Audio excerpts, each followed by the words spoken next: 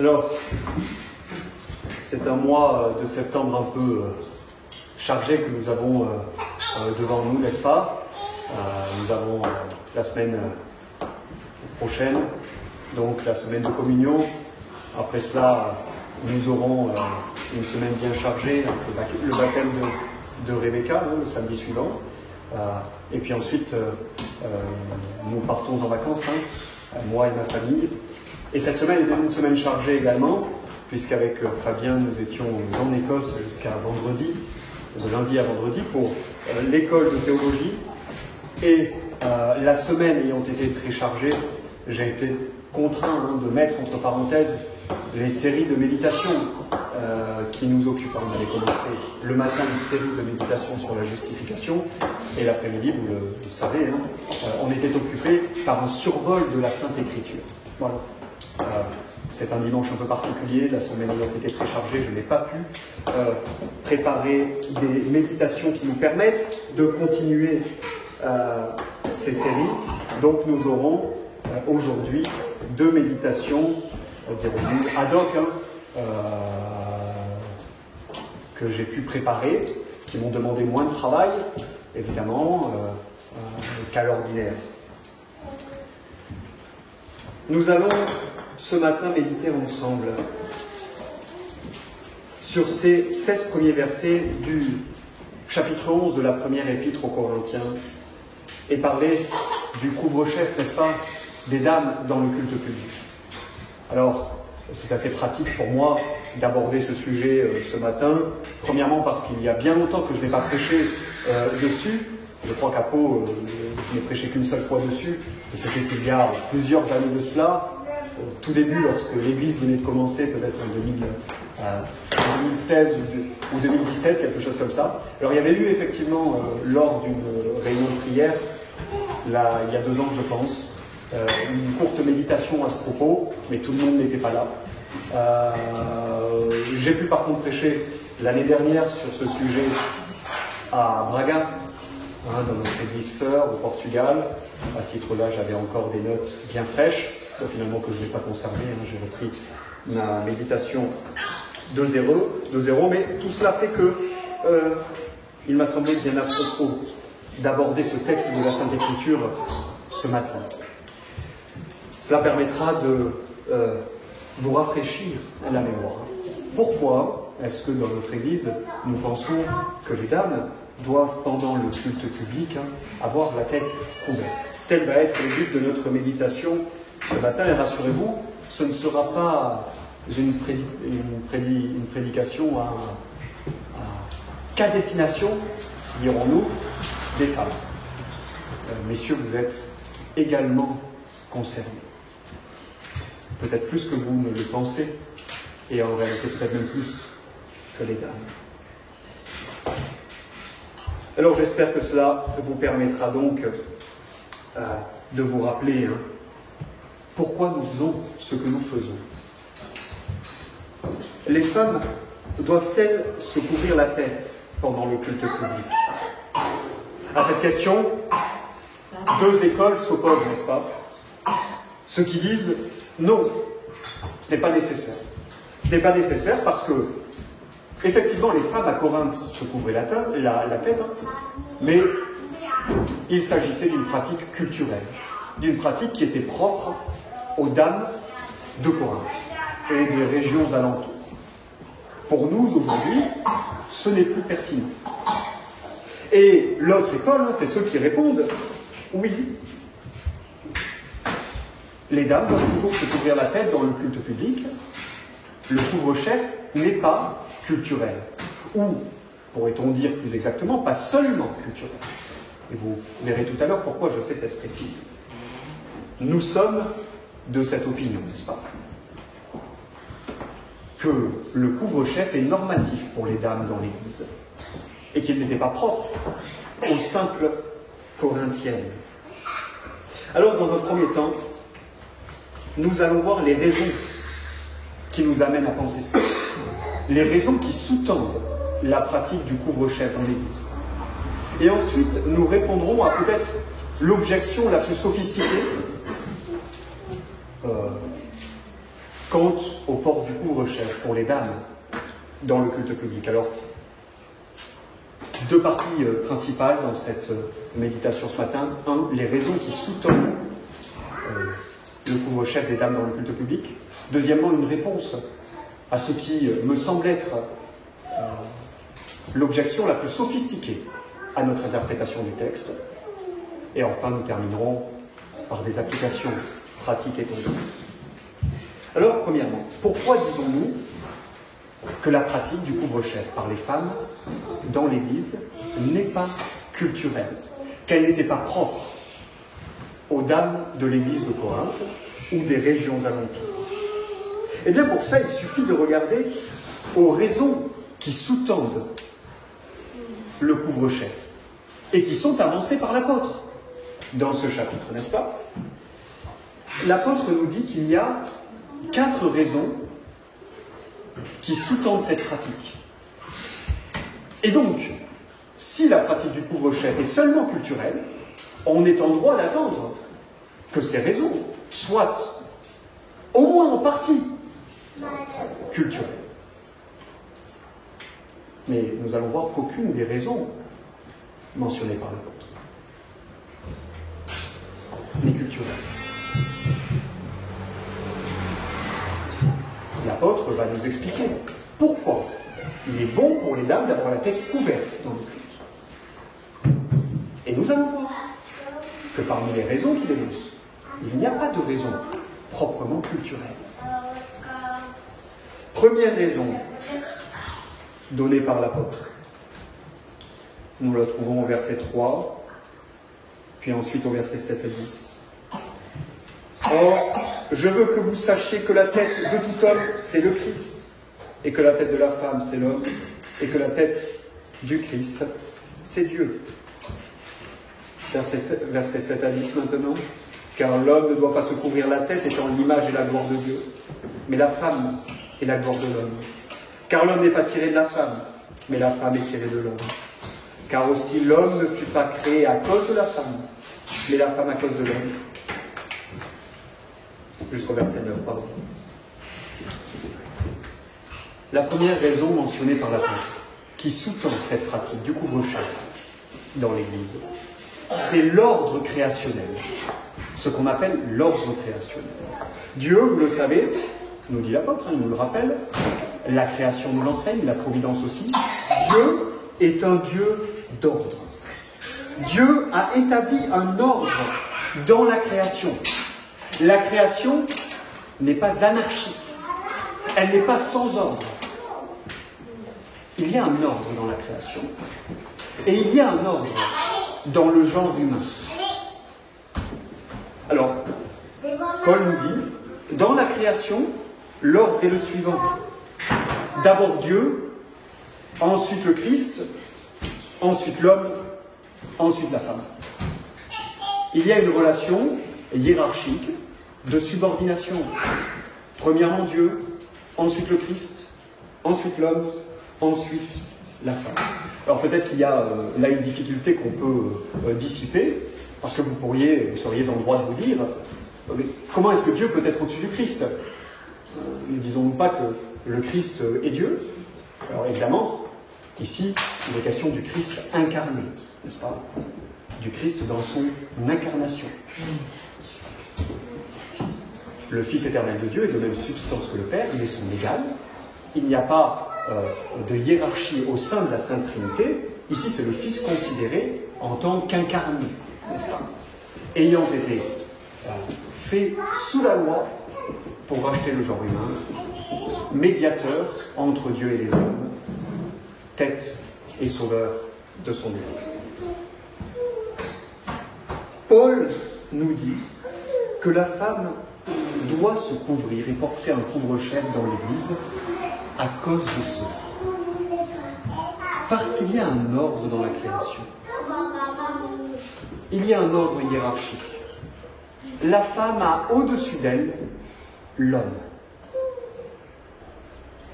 qui est lui aussi présent dans le culte public. Vous voyez, ce n'est pas une raison ici culturelle. Paul ne dit pas, écoutez, chers Corinthiens, parce que chez vous, c'est une pratique bien séante que les femmes aient la tête couverte, faites en sorte qu'elles gardent la tête couverte dans le culte. Non. Paul, il a raison qui sous-tend la pratique du couvre-chef. C'est qu'il y a un ordre dans la création. Et que la femme a au-dessus d'elle l'homme, comme tête visible. Et le Christ et Dieu, bien sûr, comme tête invisible pour nous. Alors, expliquons encore une fois la hiérarchie qu'il y a entre l'homme et la femme. Il y a évidemment une relation de supérieur à subordonné. Mais vous vous souvenez la distinction qu'il est important de faire. Lorsque nous parlons de cette hiérarchie, de cette subordination, nous ne disons pas que la femme serait ontologiquement, dans sa nature, un être inférieur à l'homme. Les deux appartiennent au genre humain. Les deux sont l'homme avec un grand H. Les deux sont des êtres humains.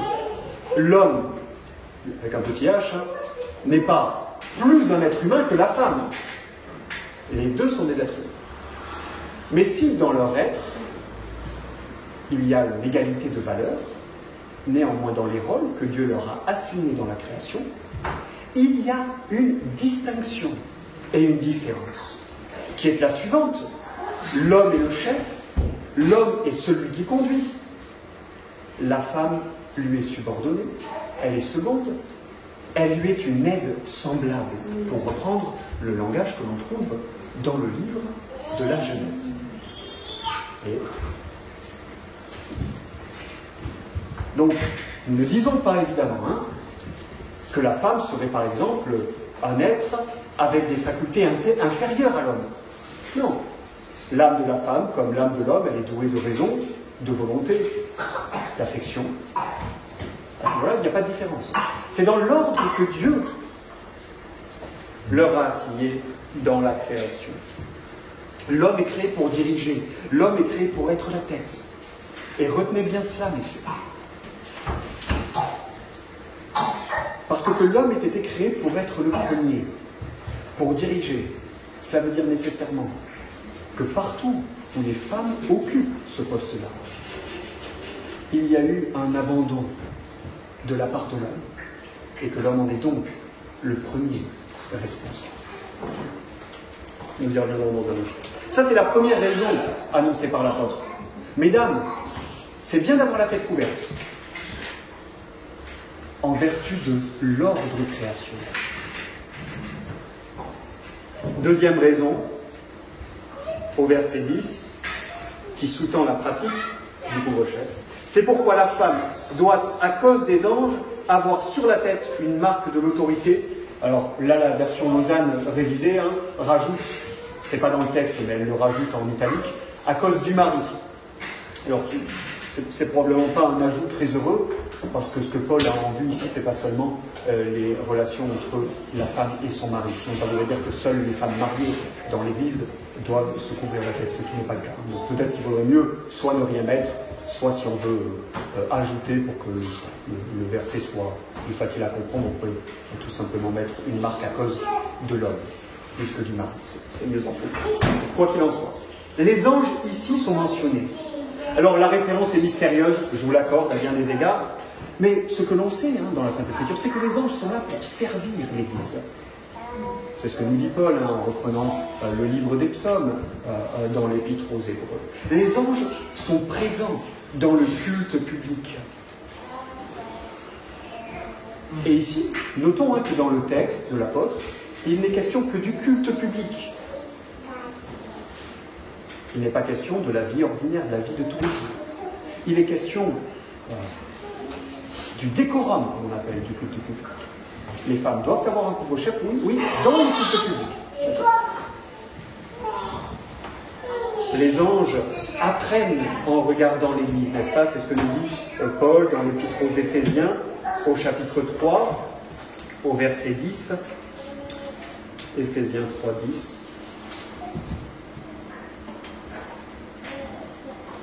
Afin que la sagesse de Dieu, infiniment variée, soit maintenant portée à la connaissance des principautés et des autorités dans les lieux célestes, par le moyen de l'Église.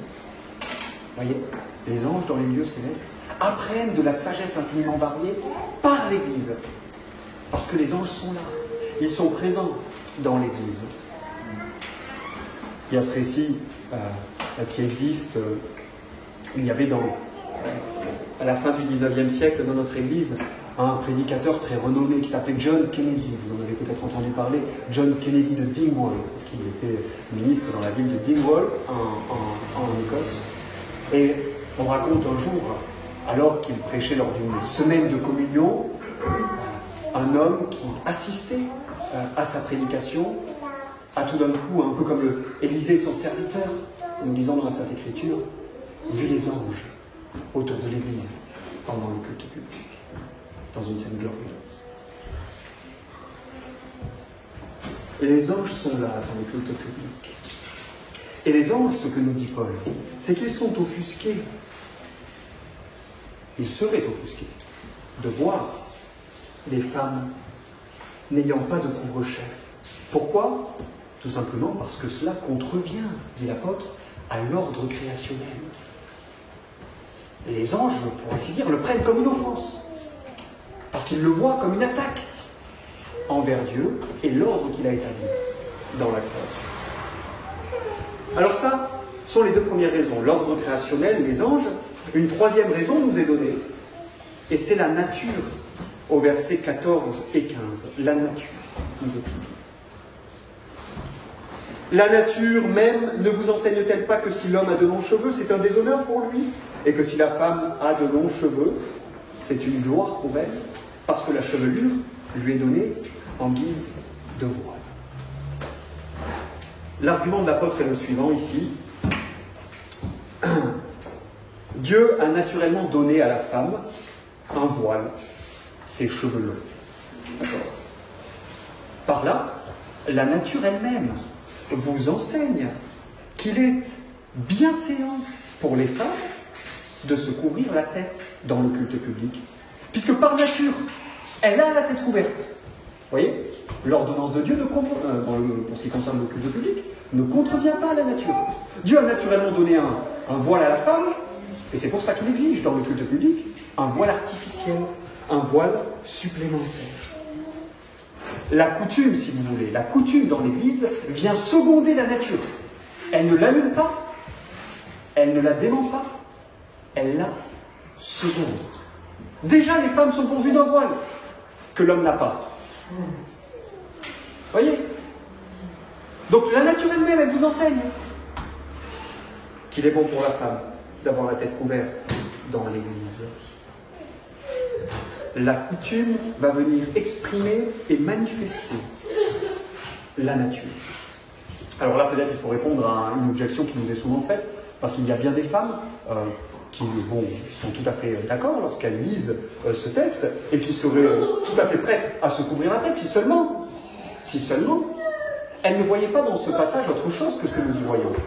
Et beaucoup de femmes lisent ce passage en disant « Mais non, vous comprenez mal.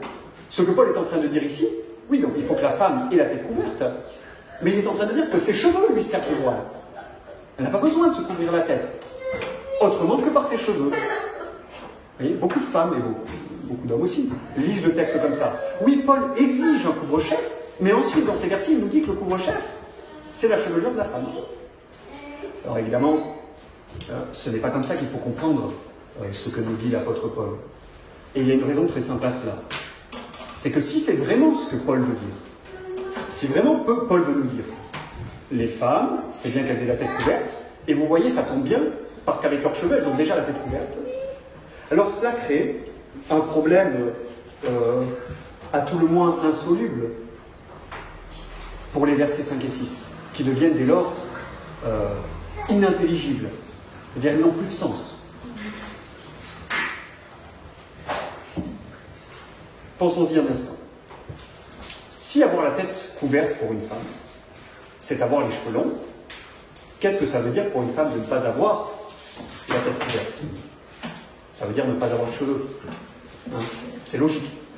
Si on comprend le texte en pensant que le couvre-chef des femmes, c'est leurs cheveux longs, lorsque Paul parle d'une femme qui hypothétiquement aurait la tête découverte, ça veut dire donc une femme qui soit n'a pas de cheveux, soit les cheveux courts. C'est la logique. Hein. Et regardez maintenant les versets 5 et 6, que l'on pourrait lire ainsi. Mais toute femme qui prie ou prophétise la tête non couverte, c'est-à-dire les cheveux courts ou sans cheveux, déshonore sa tête, car c'est tout à fait comme si elle était rasée. Donc quel est le sens de ce texte? Si une femme prie ou prophétise sans cheveux ou avec les cheveux courts, elle déshonore sa tête, c'est comme si elle était rasée. Ça, on perçoit difficilement le sens de ce texte, n'est-ce pas? Et plus encore au verset 6, car si la femme n'est pas couverte, c'est-à-dire si la femme n'a pas des cheveux longs, qu'elle se coupe aussi les cheveux. Mais si elle n'a pas les cheveux longs, elle a déjà les cheveux coupés. N'est-ce pas? Vous voyez?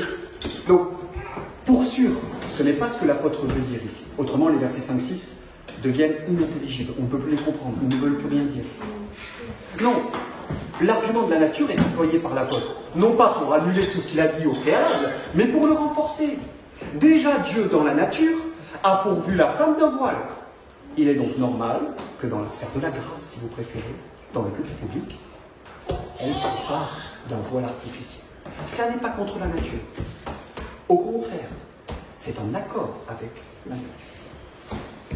Et enfin, le verset 16, pour la quatrième raison, mentionnée par l'apôtre, que si quelqu'un se plaît à contester, nous n'avons pas une telle coutume, ni les églises de Dieu non plus. Et cet argument-là, lui-même, tout seul, suffit à faire vaciller l'hypothèse culturelle pour le couvre-chef. Parce que Paul nous dit ici que c'est la pratique de toutes les églises d'avoir des femmes avec des couvre-chefs. C'est pas seulement pour vous, à Corinthe. Pas seulement pour les églises de Judée. Pas seulement pour les églises d'Occident. Toutes les églises ont cette pratique. Alors là encore, hein, certains, il faut dire que c'est les traductions qui peut-être nous engagent à cela. Dans le texte original, il est clair qu'on ne pourrait pas comprendre le texte comme ça, mais bon, dans les traductions, c'est possible. Certains, voyez, voient le verset 16, que si quelqu'un se plaît à contester, c'est-à-dire si quelqu'un n'est pas d'accord, nous n'avons pas une telle coutume, ni non plus les églises de Dieu. Certains pensent que Paul est en train de dire ici, bon, s'il y a des gens qui ne sont pas d'accord avec ça, c'est pas grave. On va pas batailler, on ne va pas se prendre la tête, on ne va pas contester avec ça. Non, ce que Paul dit, c'est très clair, dans le texte original, c'est si quelqu'un conteste ce que je suis en train de dire à propos de la prière, de la prophétie et du couvre-chef, qu'il sache que nous, on ne conteste pas cela. Ni non plus les églises de Dieu. Pour nous, c'est établi. C'est sûr et c'est certain. Vous voyez? Donc, la pratique de toutes les églises, si toutes les églises ont la même pratique, comment cette pratique peut-elle être seulement culturelle ou propre aux Corinthiens? C'est difficile de se l'imaginer. On pourrait rajouter que les derniers travaux historiques, alors il faut toujours prendre avec des pincettes les travaux historiques parce que ils sont toujours sujets à révision, etc. Mais en fait, ne mettent pas en évidence qu'il était à Corinthe de bon augure, mais bien séant pour une femme d'avoir la tête ouverte, particulièrement. Donc, cela semble confirmer ce que nous dit le texte biblique. Alors voilà les raisons qui sous-tendent la pratique du couvre-chef. Elles sont morales, elles sont naturelles, elles sont angéliques, elles sont ecclésiastiques. L'ordre naturel, les anges, la nature et la pratique de toutes les églises. Alors, maintenant, il nous faut répondre à ce qui est à mon avis l'objection la plus sophistiquée à notre interprétation du texte. Alors, vous avez nombre d'interprétations qui ont été forgées. J'ai parlé il y a quelques instants, j'ai fait allusion à l'interprétation qui lit le texte comme si Paul en fait était en train de dire que c'est les cheveux de la femme qui finalement lui servent de couvre-chef. On a vu que c'était pas possible. On pourrait mentionner d'autres de ces interprétations. Une, par exemple, serait de dire oui, les femmes doivent avoir la tête couverte, dit Paul, et il a tout à fait raison, mais notez qu'il précise quand elle prie et quand elle prophétise. C'est-à-dire si elle ne prie pas, si elle ne prophétise pas, il n'est pas nécessaire qu'elle se couvre la tête. argument intéressant puisqu'il se base sur le texte biblique lui-même et qui ne part pas dans des spéculations quelles qu'elles soient. Alors là, nous objectons à cette interprétation que précisément, alors c'est la raison d'ailleurs pour laquelle Paul fait allusion à la pratique du couvre-chef. Paul ne traite pas directement du couvre-chef dans ce texte. Il y fait allusion pour condamner une pratique, un désordre dans l'église de Corinthe. Notez que l'église de Corinthe n'a pas de problème avec le couvre-chef. Paul n'est pas en train de dire vos femmes se découvrent et c'est pas bien. Non, non. Il fait allusion au couvre-chef pour corriger un tort qu'avaient les églises de Corinthe. Et ce tort, c'était qu'elles laissaient les femmes prier et prophétiser. Alors on peut dire, non mais Paul dans le chapitre 11, là, il parle du couvre-chef, et pour les femmes qui prient ou qui prophétisent, il ne dit pas qu'elles n'ont pas à prier ou à prophétiser. Oui, mais au chapitre 14, Paul dit très clairement que les femmes ne peuvent pas parler dans l'Église. Et c'est la raison pour laquelle Paul en appelle au couvre-chef. L'argument de Paul est le suivant dans ce texte. Il s'articule avec tout ce qu'il est dit dans l'Épître. Corinthiens, vous laissez vos femmes prier et prophétiser. La prière et la prophétie sont dans l'Église des actes d'autorité. Mais comment vos femmes peuvent-elles avoir à charge de tels actes d'autorité ayant la tête couverte? Puisque précisément le fait qu'elles aient la tête couverte signifie qu'elles sont subordonnées à l'homme et qu'à ce titre-là, elles n'ont pas autorité sur lui. Paul fait allusion au couvre-chef pour montrer à quel point il n'est pas bien séant pour une femme de prier ou prophétiser dans l'Église. Donc, nous écartons, n'est-ce pas, cette interprétation du texte. Bon, il y en a d'autres. Néanmoins, la plus, à mon avis, la plus digne de considération, celle qui est le plus à même de nous faire réfléchir, c'est l'interprétation que tiennent certains, qui est très intéressante, et qui pensent que, oui, le couvre-chef n'était qu'une pratique des églises de Corinthe ou des régions alentours pour les femmes, n'est-ce pas, mais qu'elle exprimait correctement l'ordre création. Et alors ces gens-là nous disent, le signe peut être changé. Chez les Corinthiens, exprimer l'ordre créationnel, cela passait par les femmes ayant la tête couverte. Mais si dans nos sociétés, on peut l'exprimer autrement, alors il n'y a pas de souci. Le signe peut changer. Le signe est altérable, tant que le fondement moral demeure. Le fondement moral, nous dit-il, c'est le suivant. Il faut que l'ordre créationnel soit manifesté dans l'Église. Maintenant qu'il se manifeste par un couvre-chef ou par autre chose, ça ne pose pas de problème. Prenons un exemple concret. Si par exemple dans nos sociétés, le fait pour une femme de s'habiller en rouge, je dis n'importe quoi, c'est un exemple, si pour une femme le fait de s'habiller en rouge dénotait dans la société, dans la culture, la soumission, la subordination à l'homme, alors on n'aurait pas besoin d'avoir des femmes qui se couvrent la tête dans l'église. Il suffirait qu'elles viennent habillées en rouge. Et alors, vous voyez, on aurait toujours le fondement moral, l'ordre créationnel, exprimé par un signe. À l'époque des Corinthiens, c'était quelque chose sur la tête. Mais si aujourd'hui c'est un autre signe, c'est pas grave. Le signe est altérable tant que le fondement moral demeure. Interprétation intéressante, n'est-ce pas? L'important étant que le fondement moral, la différence, la hiérarchie entre les hommes et la femme soit maintenue et exprimée.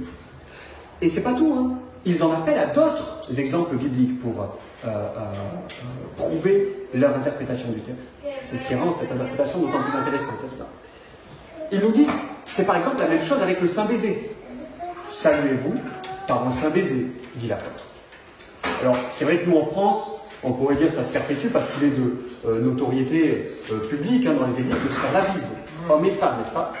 Par exemple, en Écosse, ça n'arrive pas. Ni les hommes ni les femmes ne se font la bise, ils se serrent la main. Et vous voyez, ils disent, ici, le principe moral est toujours le même. Quand Paul demande de se saluer les autres par un saint baiser, c'est se saluer chaleureusement. Maintenant, si dans votre pays, pour se saluer chaleureusement, on se serre la main, et on se serre la main. On n'est pas tenu de s'embrasser absolument. Si on se serre la main, chaleureusement, comme c'est la coutume, alors le fondement moral est respecté. Vous voyez ? Et ils en appellent une autre pratique intéressante que l'on trouve dans le Nouveau Testament, c'est le lavage des pieds, n'est-ce pas ? Le lavement des pieds, que l'on trouve pratiqué par Jésus, même ses disciples. Ils nous disent, voyez, là encore, ça c'est une coutume qui exprime un fondement moral. Le fondement moral, c'est l'amour que l'on porte aux autres, c'est encore une fois de bien les accueillir, de bien les recevoir. Mais il est vrai que dans nos pays, on ne pratique pas le lavement des pieds. Quand on accueille quelqu'un, on va lui servir à manger, on va lui servir un café, on va lui servir un thé. C'est comme ça qu'on va exprimer notre accueil. On ne va pas exprimer notre accueil en lui lavant les pieds, n'est-ce pas ? Alors que répondre à cela ? Que répondre à cela ? Alors premièrement, la première difficulté, on en a parlé tout à l'heure, c'est que selon toute vraisemblance, le couvre-chef n'est pas une pratique culturelle de Corinthe. C'est-à-dire, cette interprétation, elle tient tant et aussi longtemps que le couvre-chef pour les dames était quelque chose de propre à la culture des Corinthiens. Or, on voit que Paul le dit au verset 16 que c'est la pratique de toutes les églises. Dès lors, il y a quelque chose de plus que simplement culturel. Il y a quelque chose qui s'applique à toutes les églises, peu importe l'endroit où elles se trouvent. À ça, on peut rajouter que le début du chapitre laisse entendre que le couvre-chef fait partie des instructions que Paul a données aux croyants. Ces instructions, il les loue d'ailleurs, qu'il continue d'observer. Le terme est toujours utilisé dans le Nouveau Testament pour parler d'enseignements moraux ou d'enseignements de foi, jamais pour parler de quelque chose qui ne serait que proprement culturel. Donc, ça c'est la première difficulté, n'est-ce pas ? Et la deuxième, et elle est intéressante dans la providence de Dieu, c'est que ceux qui tiennent cette opinion, ils n'ont jamais été capables de proposer un autre signe pour remplacer le couvre-chef. Alors ça peut être, on peut penser ici que là du coup c'est un argument un peu tiré du néant, mais dans la providence de Dieu c'est intéressant. Ils nous disent, on peut changer le signe si le fondement moral demeure. Mais quel signe ont-ils à proposer ? Aucun. Aucun. Et ce n'est pas dans notre société qui tente à l'uniformisation et l'uniformité des sexes que cela va changer.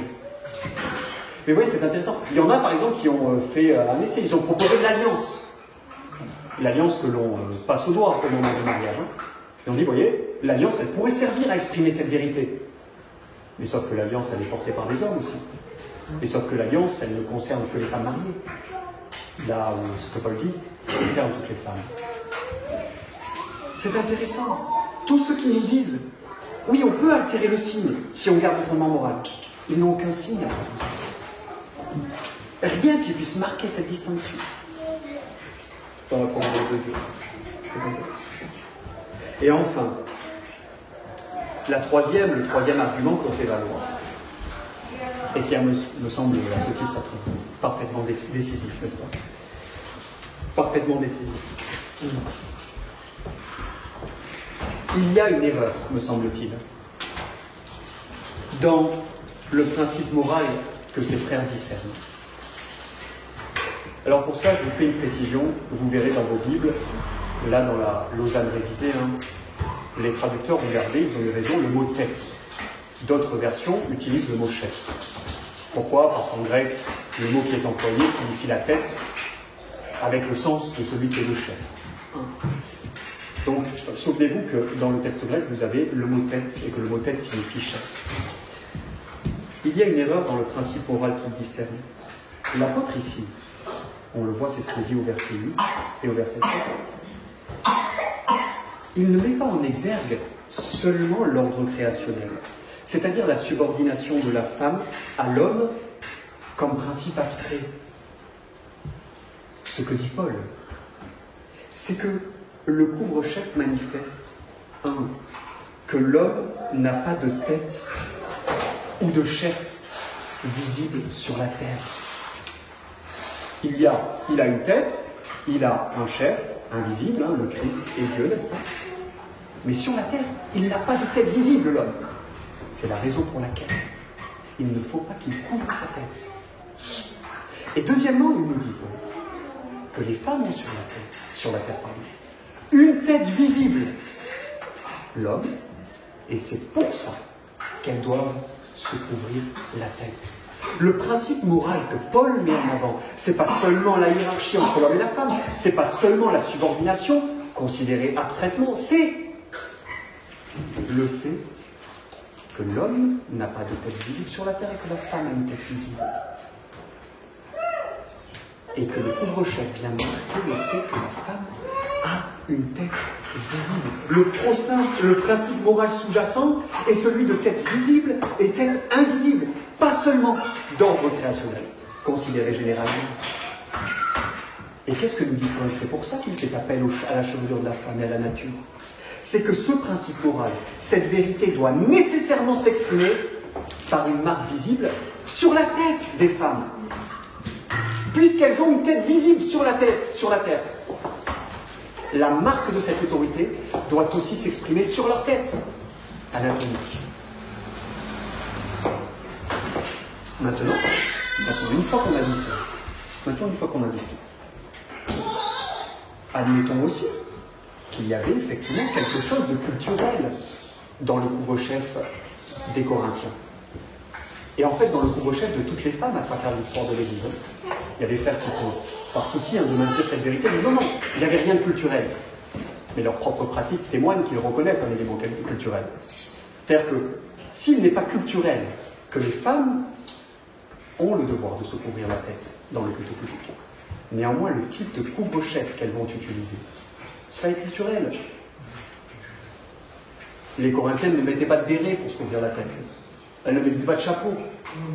Elles avaient un couvre-chef probablement typique des régions dans lesquelles elles vivaient. Ça, c'est l'élément culturel de ce principe.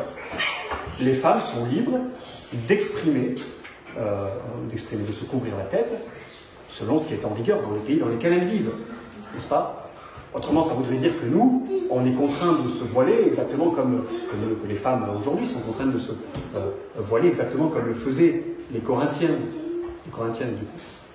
N'est-ce pas? Bon, ça, c'est pas le cas. Donc, on peut reconnaître effectivement un élément culturel dans la pratique du couvre-chef, qui est le type de couvre-chef qu'on utilise. Les couvre-chefs d'aujourd'hui ne sont pas ceux d'il y a 200 ans, ceux d'il y a 200 ans n'étaient pas ceux d'il y a 500 ans, etc. Ça, il n'y a pas de problème. Mais tant que le principe du couvre-chef est maintenu, il n'y a pas de souci. Alors, vous voyez, c'est important. Parce que tous les frères qui vont nous dire on peut altérer le signe tant que le fondement moral demeure, si vous leur demandez quel est le fondement moral, c'est la subordination entre l'homme et la femme. Oui, mais c'est pas seulement ça. Le principe moral mis en avant par l'apôtre, c'est la tête visible et invisible. L'homme n'a pas de tête visible sur la terre. La femme a une tête visible sur la terre. Et c'est la raison pour laquelle le signe doit concerner sa tête. Toujours. Alors je conclus. Je conclus avec des applications. La première, ne pensez jamais, chers frères, qu'il s'agit d'un signe sans importance. Il manifeste une vérité fondamentale, une vérité morale. Et laissez-moi vous dire qu'il y a quelque chose que l'on peut vérifier à peu près partout. C'est que partout ce signe a été perdu. La vérité morale qui l'accompagne a été perdue également. C'est particulièrement lorsqu'on a vu les femmes cesser de se couvrir dans l'Église qu'on a vu émerger également des femmes prenant autorité dans l'Église, priant publiquement, prêchant publiquement. Et vous remarquez que les deux sont mutuellement exclusifs, ce qui nous montre à quel point l'apôtre était pertinent. Si vous êtes déjà allé dans une église où les femmes prêchent, où les femmes prient, vous remarquerez qu'elles n'ont jamais la tête couverte. Pourquoi? Parce qu'alors, c'est ce que dit l'apôtre, Il y aurait une contradiction dans les termes. Le couvre-chef vient signaler la subordination de la femme. Mais lorsqu'elle prie ou qu'elle prêche, cette subordination est de facto annulée, puisqu'elle prend autorité sur les hommes de la congrégation. Donc vous voyez, ne pensez jamais qu'il s'agit d'un simple signe. Là où le signe a été perdu, la vérité morale qui l'accompagne a été perdue. On a fini par oublier qu'il y avait une distinction entre l'homme et la femme et que c'était à l'homme de conduire et de diriger l'Église. Deuxième application. Messieurs, on peut lamenter. Pour refaire le monde, lamenter avec tristesse. Le fait que les femmes, en majorité dans les églises, ne se couvrent plus la tête. Mais vous en êtes, nous en sommes les principaux responsables.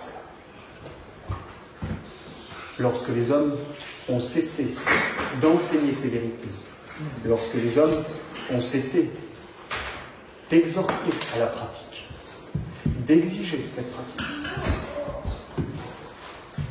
nous avons ouvert la porte au chaos que l'on voit dans le décorum du culte public.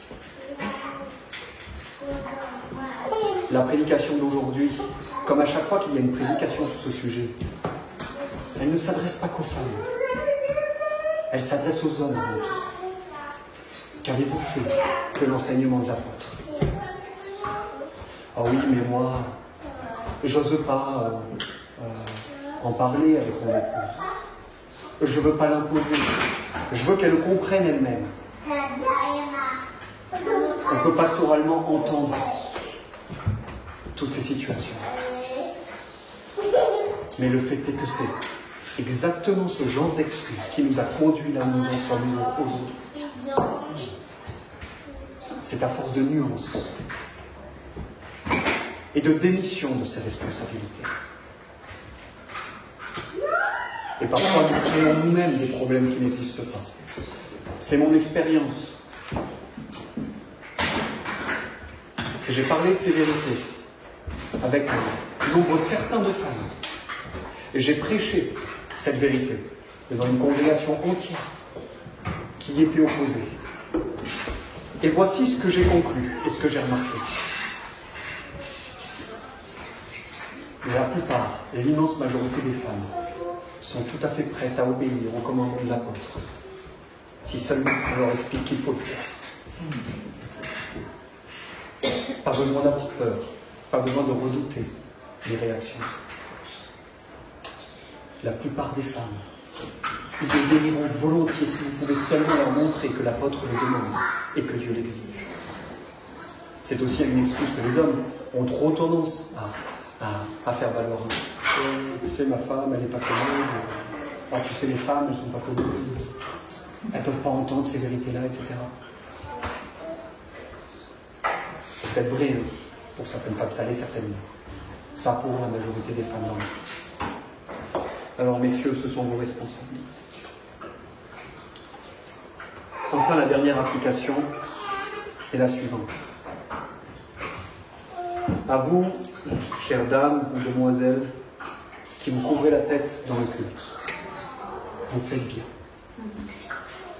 Mais laissez-moi vous dire que si vous vous couvrez la tête dans le culte, sans respecter le principe moral qui sous-tend cette pratique, alors nous avons un problème. Il n'est pas rare de voir des femmes qui se couvrent la tête, qui ont compris l'importance de cette pratique, et qui vont être prompts à porter un jugement très péjoratif sur les femmes qui ne le font pas. J'aimerais vous dire, vous pouvez avoir des femmes qui se couvrent la tête dans le culte, qui sont rebelles à leur mari, qui sont rebelles à l'autorité, qui sont rebelles au principe même que l'apôtre mentionne dans ce texte.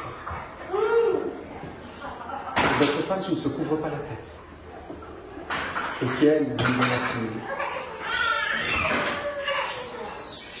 Leur garde au jugement hâtif. Et veillons aussi à ne pas faire de cela la pierre angulaire de l'Évangile. Oui, le couvre-chef est important. D'accord ? Il appartient au décorum du culte. Comme l'est par exemple le fait d'avoir une table et de s'y asseoir pour la scène. Le fait d'utiliser une seule coupe pour la scène. Tout cela appartient au décorum du culte. C'est bien de pouvoir l'enseigner. C'est bien de pouvoir exhorter les femmes à faire. Ne vous y trompez pas. Ce n'est pas la pierre oculaire de l'Évangile, n'est-ce pas ? N'en faites pas une occasion de fierté et d'orgueil. C'est très bien si vous vous couvrez la tête. Mais vivez le principe moral qui sous-tend cette pratique.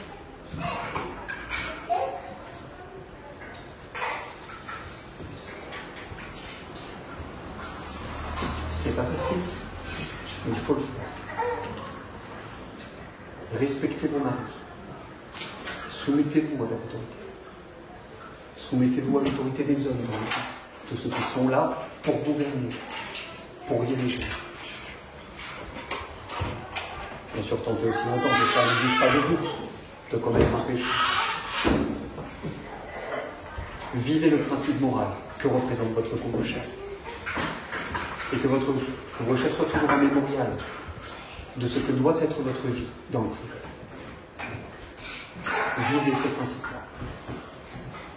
Que le Seigneur donc nous accorde sa grâce et qu'il nous bénisse. Levons-nous pour prier.